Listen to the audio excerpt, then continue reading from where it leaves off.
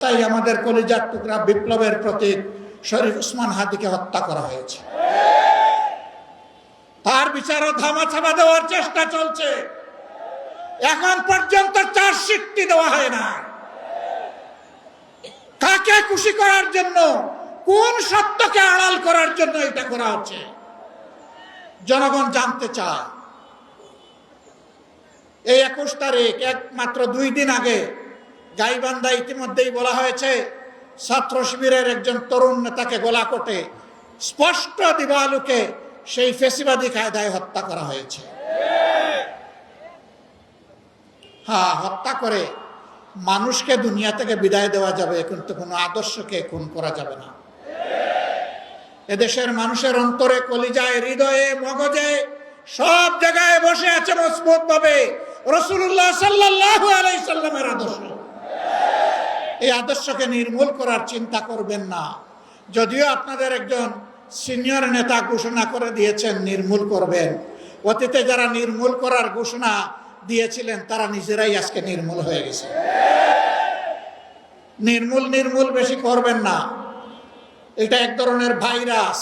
এই ফেসিবাদের ভাইরাস, চাঁদাবাজির ভাইরাস, দুর্নীতির ভাইরাস, দলীয় শাসনের ভাইরাস, এই সকল ভাইরাস মুক্ত করার জন্য আরেকটি বিপ্লব অনিবার্য হয়ে উঠেছে।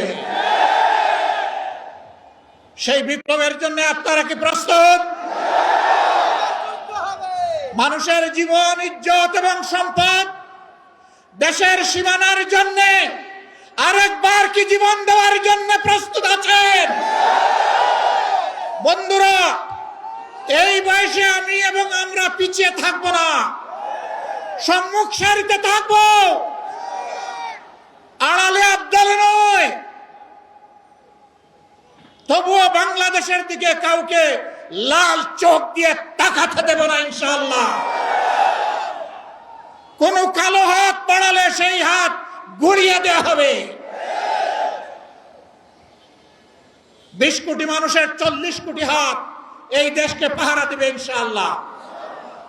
কারো বাবার সাধ্য নাই এ দেশের স্বাধীনতা এবং সার্বভৌমত্ব নিয়ে টানাটানি করা। মহান আল্লাহর উপর ভরসা করে আপনাদেরকে আগামীর সেই বিপ্লবের দাওয়াত আজকে দিয়ে রাখলাম। সংসদে যতদিন পর্যন্ত কথা বলার পরিবেশ থাকবে, জাতির স্বার্থে যতদিন পর্যন্ত থাকার দরকার হবে, তার বাইরে আমরা 1 সেকেন্ডও থাকব না। যেদিন সংসদের প্রয়োজন ফুরিয়ে যাবে, যেদিন মনে হবে এই সংসদে আর কথা বলে লাভ নাই, সেদিন সেই সংসদে খোতা হাফিজ বলে আমরা বেরিয়ে আসব। প্রস্তুত থাকো সেই বিপ্লবের জন্য। অন্যায়ের সাথে কোনো আপত নয়। নতুন পুরাতন কোনো ফ্যাসিবাদ মানি না। পুরাতন পরিত্যাজ্য, নতুন ঘৃণিত। কোনো ফ্যাসিবাদ মানব না ইনশাআল্লাহ। জীবন যাবে, জীবন একটাই, সেই জীবন যাবে আল্লাহর জন্য, সেই জীবন যাবে মানুষের জন্য।